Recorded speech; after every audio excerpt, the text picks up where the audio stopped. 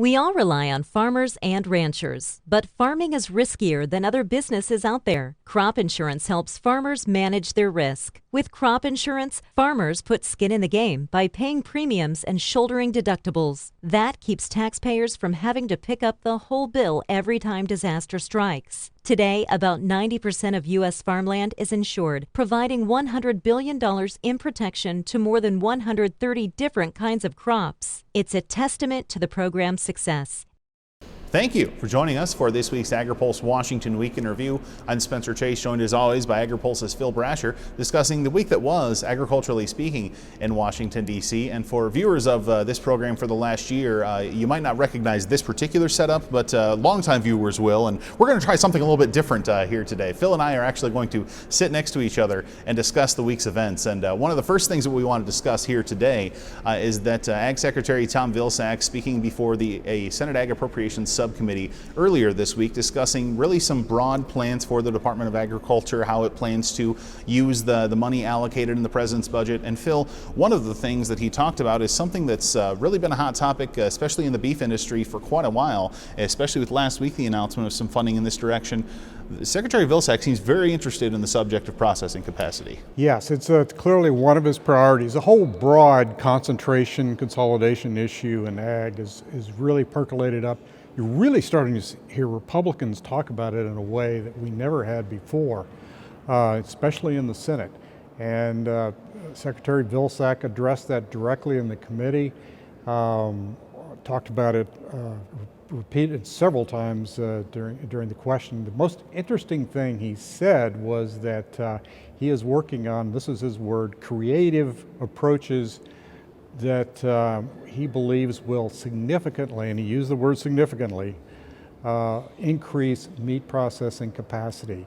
He gave very little information about what he's looking at. Senators we've talked to are not sure what he's up to. And we talked to him after the hearing, and he still wasn't giving any clues. But he did indicate that it's something that the department is very serious about, putting some work into. One idea that's being batted about is the idea of some kind of loan fund that would go toward subsidizing or helping lower the cost of additional meat processing capacity. Well, and Phil, it's worth noting, too, that as Secretary Vilsack, as the department kind of go to the drawing board in terms of how they want to approach this issue, we did see here today, as we record this on a Thursday afternoon, that the Senate Agriculture Committee officially announcing, this is something we've been hearing was in the works for a while, but officially announcing they're going to be taking a look at the beef sector, specifically the price transparency mechanisms at play there. And this is something, it's somewhat rare now that we see such a specific sector look at the Ag Committee level. It is, and there was a lot of pressure on the previous chairman, Pat Roberts, to do this. He resisted even holding a hearing. And this really reflects the pressure that's coming up from the base that Republicans are feeling. They put a lot of pressure on Chairwoman Debbie Stabenow, who's a Democrat, to hold this hearing. And she got it scheduled fairly quickly. One time wasn't saying, and then there was speculation about July, and now we're going to have it yet here in June. Now, the big question is, any legislation come out of that? That's a big question mark. Chairwoman Stabenow has also indicated that she wanted to see some kind of agreement between the packing sector and the producers. And Spencer, as you well know, we'll be diplomatic and say that agreement is elusive, very elusive at this point.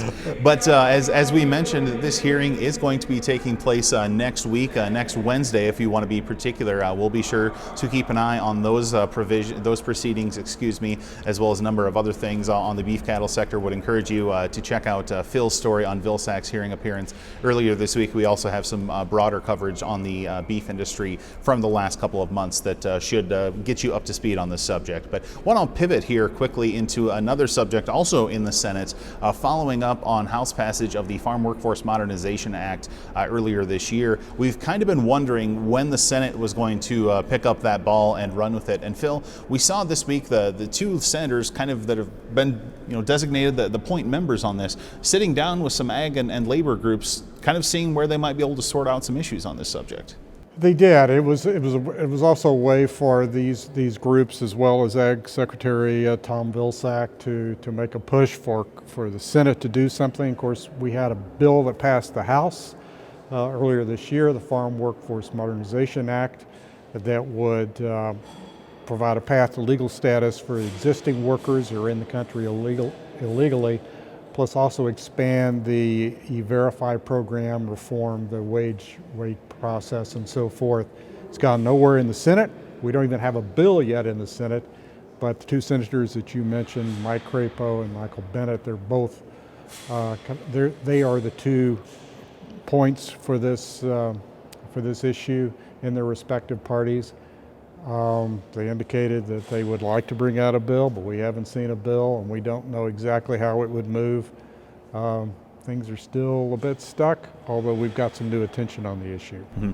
And so Ben Nulley from our team was standing outside that meeting as it was happening on Capitol Hill yesterday, was able to speak to a number of the participants. Would encourage you, if that's a subject matter that interests you, to stop by his article on our website and take a look at that. But before we go, do want to just kind of touch on a couple more things quickly here, and that is, of course, many of you following the trade side of agriculture policy will note that earlier this week we did also see some news from the United States and the European Union, and even today with the United Kingdom, in regards to that Boeing and Airbus dispute that has long been a kind of a burr under the saddle of folks looking to expand trade between the U.S. and the EU. The tariffs and retaliatory tariffs that were in play for the last several years have now there's been a bit of a ceasefire called on that, as more normalization of trade is resumed between the U.S. and the EU.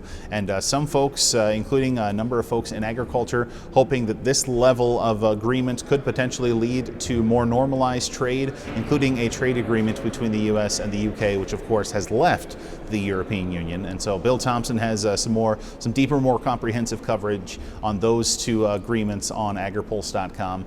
And for those of you looking to get in touch with Department of Agriculture officials and really any federal government employee, tomorrow, June 18th, this is actually an act of Congress this week, as well as an act by President Biden this week, has designated Juneteenth, the June 19th officially, the date in which the final slaves that were held in the United States were emancipated. Juneteenth will now become a federal holiday as of this week, and so there will be, in recognition of that date, a number of folks will be observing a federal holiday tomorrow, as will a number of Agri-Pulse products as well. So no daybreak, no drive time, etc. But we will be back in touch with all of you back on Monday and back next week, as we continue to keep an eye on all things trade and immigration and cattle markets and whatever else we can find to keep ourselves busy here at Agri-Pulse.com. But I think that's going to do it for this week. So for Phil Brasher, I'm Spencer Chase.